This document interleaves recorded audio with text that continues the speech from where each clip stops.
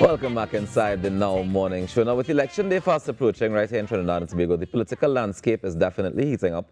From battleground constituencies to the race in Tobago, manifestos to voter priorities, which we just saw some of, we break down what matters most. Joining us this morning is a leading political strategist with a no-spin, data-driven take on what's really at stake. We welcome Executive Leadership Advisor Mwale Henry. Good morning to you, sir. Good morning, Ruckus, and good morning to your viewers. How are you doing this morning? Very good. All right, I want to start first with a little definition, right, so that we could understand how we frame, and at least the first part of this.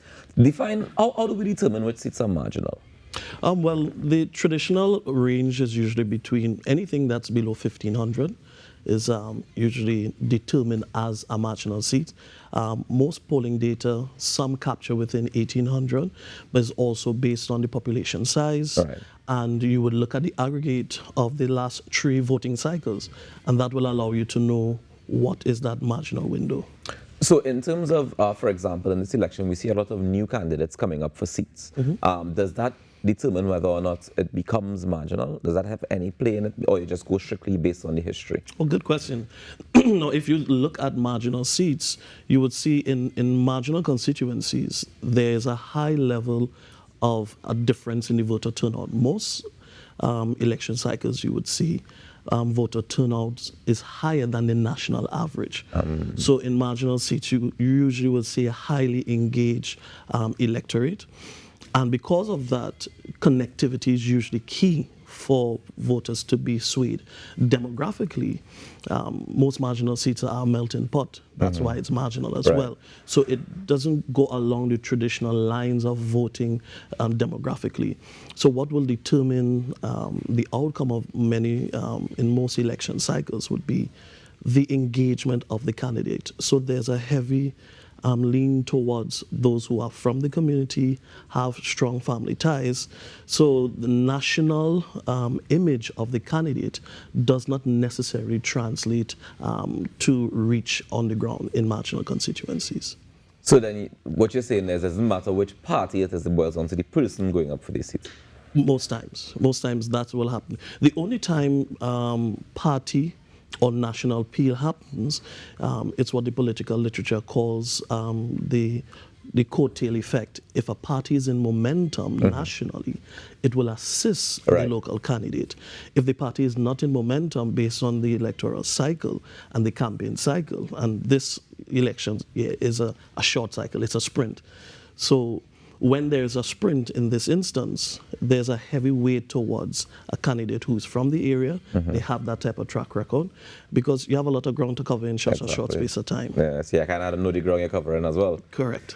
All right. But tell me about the role that those marginal seats then play in terms of determining the outcome of the general election. So in essence, there are about 5 to 7 marginal seats, and anyone that wins 3 of those 5s will form the government. Marginal seats have consistently been able to determine who will form government. Tunapuna is a key component of that. The saying is where Tunapuna goes, that's where the government goes. So marginal politics has been a key factor from San Fernando West to St. Joseph. At one point, Sandy Grande would have been determined such, but over the few election cycles, the PNM has incrementally increased their lead. And then you have Tobago West as another component. So marginal politics is a key component. You would see it, both political parties, despite the PNM announcing their 41 candidates, both political parties would have announced their marginal candidates early and had them in the battleground. So that tells us the priority of how key marginal seats play. Now it's interesting because a lot of people, when we have in the political discourse, always mention 2 parties. And the EBC announced that there are 17 parties going up for election, but somehow we still only focus on the major 2. I'll get to get into that conversation a little bit later on, but I want to turn my attention to Tobago for a bit, as you just brought it up, right? Now, recently we've seen the political identity of Tobago has shifted a little bit. First with the PDP, and now with everything that happened after they won and all the surprises that would have followed, right? So what is as far as from where you sit, what's the likely outcome in Tobago? Will we see a repeat of PDP coming into the forefront?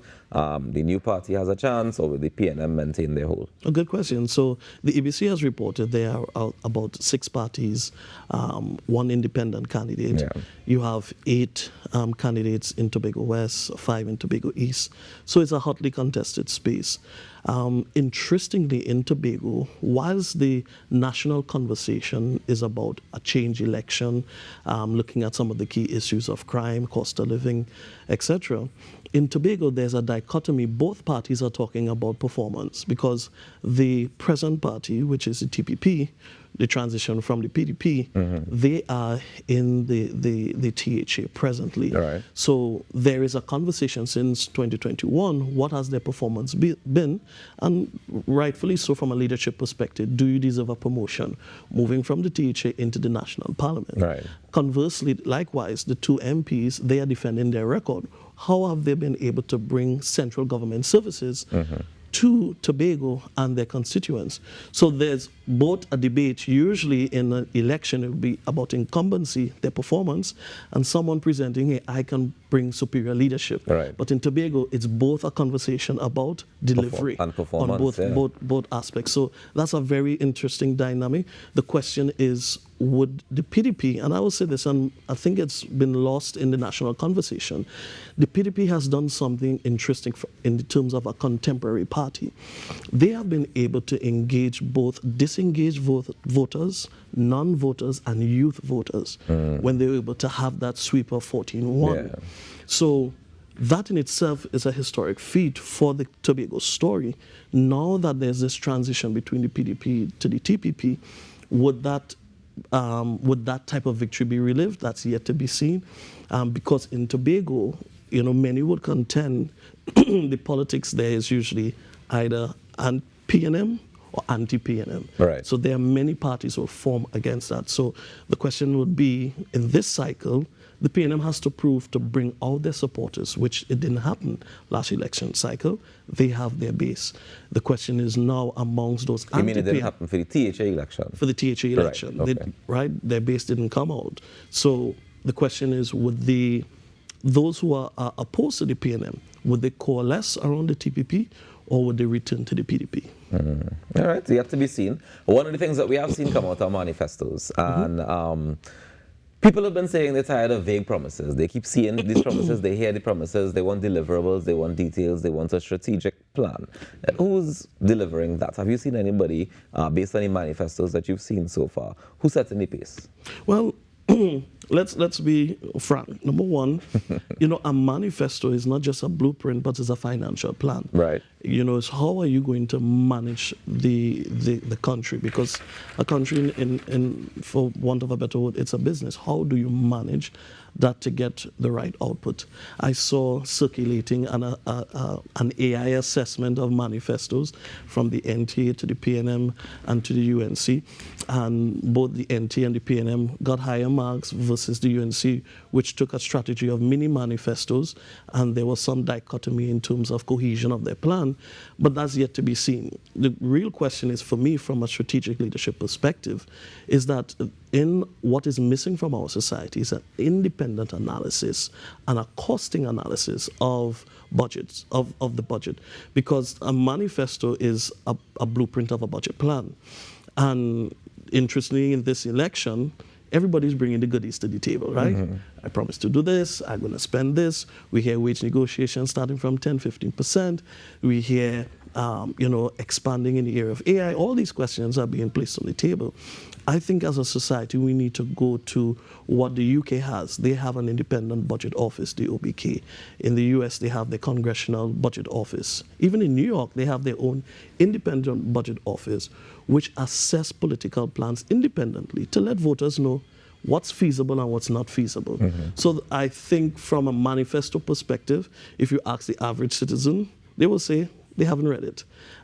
For those who are engaged and politically engaged, they will read it and they will take a sober perspective, especially those who are middle of the road, to see what's feasible.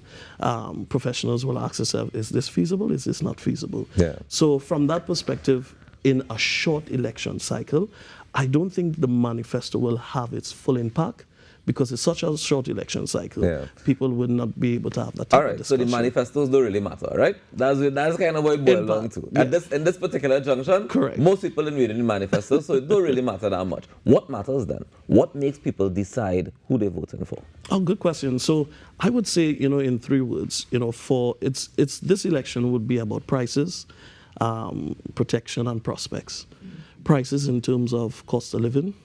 March 2025, I think this year, so would have shown a 1% increase in cost of living. Protection, we've seen an 18% increase in crime, and that has been a perennial issue across governments. And prospects, what is the job rate, participation rate? Unemployment has gone up, I think, about 1.1%.